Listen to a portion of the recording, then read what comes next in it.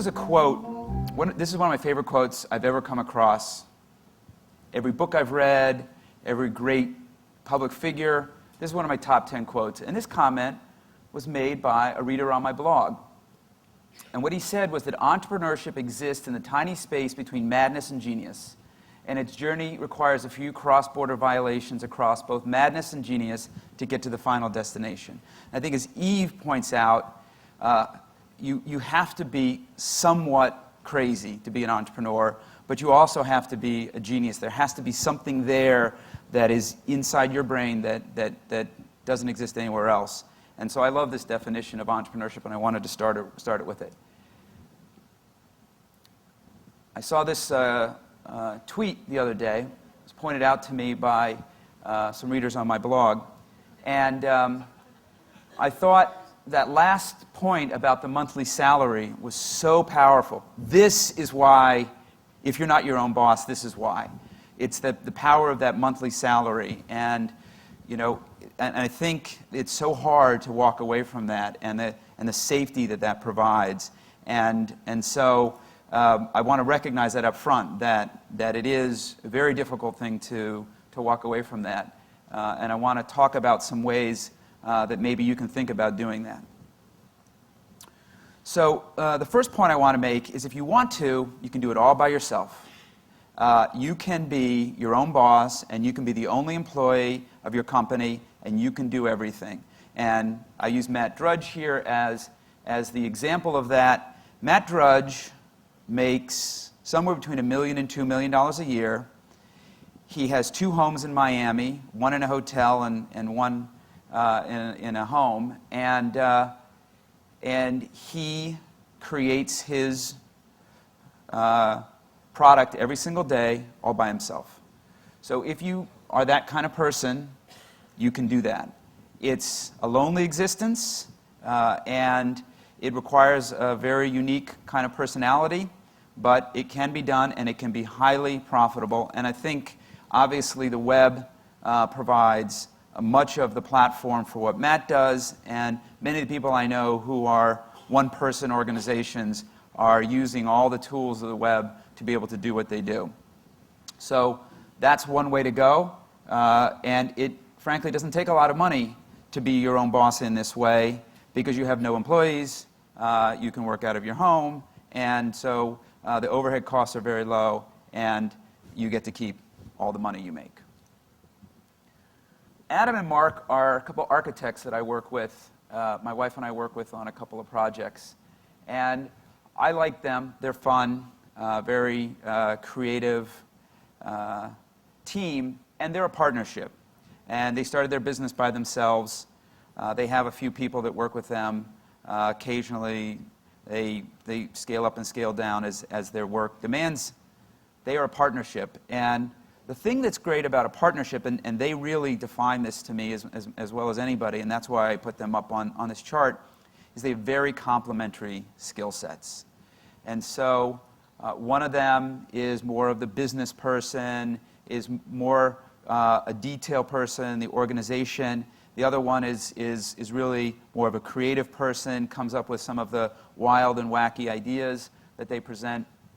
But they are good friends, they can finish each other's sentences, and they are a team, and neither one of them would probably be able to do it on their own, but together they're very successful, and they rely a lot on each other, and they do their business together. I've never met with them without both of them being in the room. And so I see them as a partnership. And I think that that two-person partnership is very, very powerful. And many businesses start out this way. It's comforting to have somebody else when times are tough. It's also great to have somebody else when the good things happen, someone to celebrate with. And so I would encourage you, if you're thinking about being your own boss, to think about doing it this way.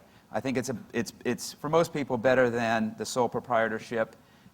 It's a little harder because you got to split the money 2 ways instead of one, and there's always that relationship issue, and people can stop getting along, and lots of issues in and around a partnership. But when they work, they're beautiful. There's another variation on the partnership, which I think is really important, the husband and wife team. So Daily Lit is a website that was built by my partner, Albert Wenger, and run by his wife, Susan Danziger. And what Daily Lit allows you to do is you can read a book in short installments. So you subscribe to it via RSS or email, Twitter, and you can, over the course of a month or 2 months or 3 months, read a book on your phone. Albert is technical, and over the course of 3 or 4 weeks, he built the web application and handed it off to his wife, who comes out of the publishing industry. She went out and negotiated the rights to get all the books, and the two of them own and operate this website, largely by themselves. And the husband and wife team is always a fascinating version of the partnership, because you're starting with a team that's already a partnership. And so, assuming that the marriage is a good one, you know that the partnership already works. And the other thing that's nice about it is that because you're married, the revenue that comes in is really just going into one bank account as opposed to two. And so I see this a lot with software engineers who are married to people who aren't software engineers but have a particular skill set. For example, I've seen a number of fairly creative businesses where maybe a designer was married to a software engineer, and together they were able to create a web-based business. And so if that's your situation, I would consider a husband and wife team. I think it's very fulfilling to be able to work together with somebody who you're spending your life with. This is us, Union Square Ventures. We're a boutique. We're 6 people. Work out of a small office, and we're more than a partnership. We now have 3 owners of the business, plus 3 other people, so it's 6. We're very small, and we like to keep it that way. We probably won't grow much from here. Maybe I could see ourselves being 7 or 8 people, but I certainly couldn't see ourselves being 10 or 20 people. And the power of a boutique is that if you get the right small number of people together, it creates a very warm, almost family-like culture that you can create in a boutique. You can't do everything in a boutique. You have to understand that your scope of what you can possibly accomplish is relatively limited. But knowing that you're not going to grow allows you to do things that you can't do in a company whose objective is to grow and grow and grow. And so you can build long-standing relationships with people. You can have client relationships that are very strong and very deep. And you can give the kind of attention to those clients that a big organization largely can't do, because you know that you're a boutique and you're never going to do much more than that. Of course, the word boutique, I think, is often thought of in the sense of a retail store, a boutique store. And it's the same idea. You walk into that store, it's a small store. And the reason it's so great is because it's a small store. They only do several things, but they know your name when you walk in the door. They know what you bought last time. And so this kind of business does not take much money to operate. Most boutiques are bootstrap businesses, don't require a lot of capital to get going, are very fun places to work. And this is the way that I have chosen to be my own boss. There's an investment bank here in New York called Allen & Company. It's a well-known company, probably best known for their Sun Valley conference. This is Herb Allen, the CEO, at their Sun Valley conference. This is where all the big media moguls go during the summer for a week of schmoozing. And what's interesting about Allen & Company is that on the surface, it looks like a company, like a mini Goldman Sachs or something. But the reality of Allen & Company is that everybody is really their own business. It's a federation, so they share an office, and they share a name on the door, and they share some shared infrastructure. But the people who come and work at Allen & Company essentially operate their own little P&Ls inside a larger organization. And if you have a good year, you benefit from it. If you have a bad year, you struggle from it. And there are lots of professional services companies out there that operate in this model. I know architecture firms that operate in this model. I know law firms that operate in this model. I know consulting firms that operate in this model. Obviously, investment banking firms. It's a very interesting model. You want to be your own boss, but you don't have the capital, or you don't quite want to take the risk, but you have a book of business, you have some clients, you go into a federated model where there's already an existing setup like that. I have a friend who's a lawyer, for example, who made a midlife career change about 4 or 5 years ago, left a big law firm, went into a law firm like this. He's happier than he's ever been. He runs his own little business, he goes home at night, he doesn't have to worry about, overhead and payroll and all that, because he's his own little one-man band inside a federation. So the project, using the example here, Avatar, the project can be your own business. Filmmakers are obviously examples of this. Authors are examples of this. To some extent, musicians can do this. But I think many people can do this. You can be an entrepreneur who goes from project to project to project, and you're always coming up with something new. You do it for that period of time. That's your business. That's 100%. Then you have some downtime. You get another project. You do that. It's a very good model for people who have a unique set of skills, who can essentially get work whenever they want. And the thing that's great about the project is that downtime. I know entrepreneurs, for example, who start a company every 4 or 5 years, and they sell it. They take a year off, and then they go do that deep dive for another 4 or 5 years. And then they sell it, and they take a year off. And it's those sabbaticals, the downtime where you can sit back and go away, or just write or think or whatever, that gets a lot of the creativity that allows you to go then do your next project. So if you're the kind of person who gets deep into something and it's the only thing you can do, and then you need time off when you get burnt out, this is a great approach to being your own boss. This is probably my favorite of the 10. So Anthony Volodkin is a friend of mine. He's about 24, 25 years old. He built a website when he was in college at Hunter here in New York City called The Hype Machine, and it's hypem.com. I'm sure some of you know of it. It's a music website, and what's great about it is it takes all the music that's getting uploaded onto blogs all around the world and kind of aggregates it into a listening experience, a streaming music listening experience. And it's a small business. There's probably 500,000 people, maybe 1 million people a month visit the Hype Machine. So it's not, it's not Pandora or anything like that. But it's a big enough business that Anthony can run it by himself. He brings in enough revenue from advertising and the like to have a nice lifestyle. He has some freelance engineers and designers who he works with, who he pays. And what Anthony does is he travels around the world, and he runs the business from his laptop. And so I follow Anthony on Twitter. He's @fascinated. He's fun to follow because, I kind of feel a little bit like I can kind of live his life a little bit from afar and enjoy it. So he'll pop up in Berlin. He'll spend a month in Berlin, and then he'll spend a month in Stockholm, and then he'll be here in New York for a month. And the next thing I know, he's out in San Francisco. He literally travels around the world, runs his business on a laptop.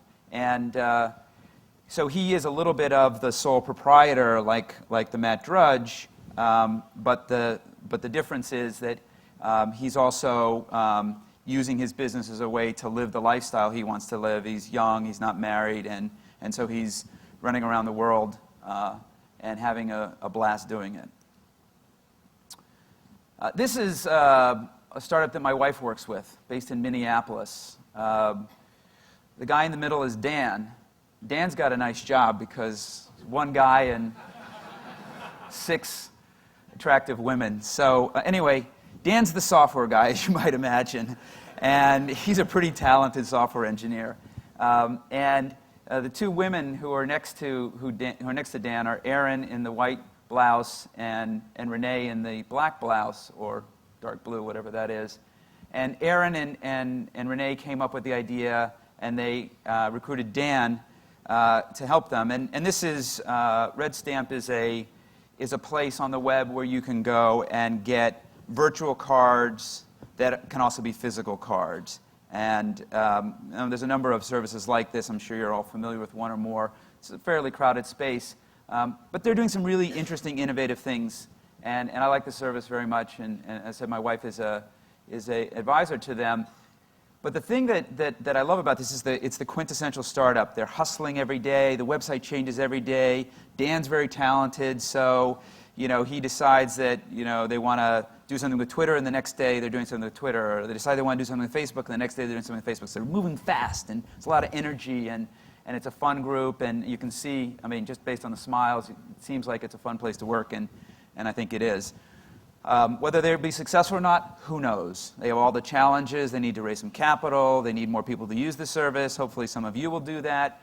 And maybe they'll be successful, maybe they won't, but they're giving it a shot. This is Foursquare. This is Dennis, who's the founder, right here in the lower right. And then next to Dennis is Naveen. Naveen and Dennis started the service by themselves. The interesting thing about Foursquare is that Dennis and Naveen wrote all the software. And Dennis really isn't a software engineer, but at the time, they bootstrapped it.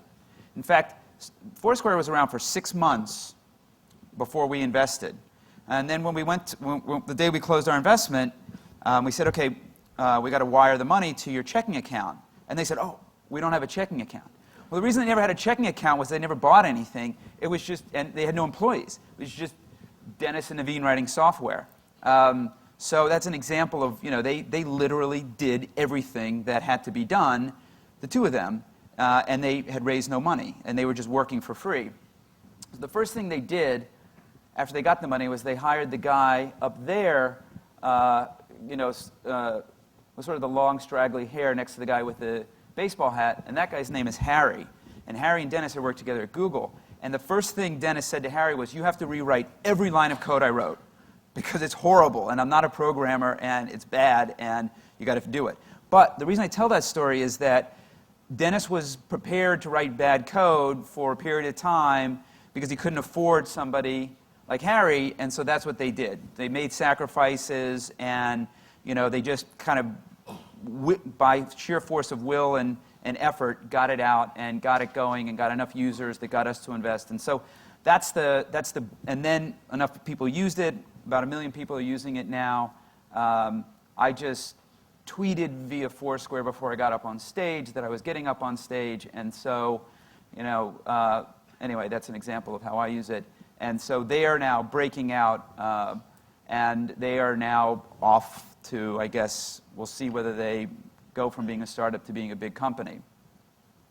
I'll end with Twitter, and Twitter's an interesting story too. So Twitter started out inside another company, and what happened was that they had this company, Odeo, that was in the podcasting business, and they weren't going anywhere. And then Apple came out and said, we're going to allow people to download podcasts into iTunes. And then they said, oh, gee, we don't have a business now. What are we going to do? And so they broke up the company into a bunch of small groups, and they said, everyone go off and come back with an idea. And so Jack, who might be here in the audience, because I know he's going to talk in a bit, and a few other people went out to the playground in South Park, and Jack sketched out Twitter. He said it's kind of this SMS web thing. You do a status update like an IM. They went and they built it. They liked it. They released it. A year later, enough people were using it that they spun it out into a real company. Today, it's 175 people. They announced their revenue model yesterday or the day before, and they're a business now. And what's interesting to me about that story was how it was an idea inside another company, and then they built it kind of on a whim, and people liked it, and it kind of took a life of its own, and eventually became something that's now employing 175 people. And people have had a lot of fun with it along the way. That image, by the way, is a Paul Klee painting from 1917 called Twittering Machine. So Paul Klee obviously had some, crystal ball, I guess, when he painted that. That's my Twitter background. Probably always will be. So The point of that is that of those 10, 2 of them, the last 2, Twitter and Foursquare, have raised real money. And all the other ones have bootstrapped to date. Several of them might raise some money. Several of them might not raise some money. But they're all businesses. They're all people working for themselves. And so you don't have to be Twitter. You don't even have to be Foursquare to be able to be your own boss and do what you love and what you're passionate about. And so what I really want to leave everybody with is a challenge to think about how you might be able to be your own boss and how to do it in a way that works for the way you want to work, the way you want to live, the money you need to make, and the people you want to work with. When my partner Brad and I started Union Square Ventures back in 2003, that's all we started with. We just said, what is the place we want to work in for the next 20 years of our life, or the next 25 years of our life? And we drew that out and then worked backwards to figure out how we were going to get there. And so we ended up with the boutique. And I challenge all of you to think about that and construct it and figure out how to do it. Thank you.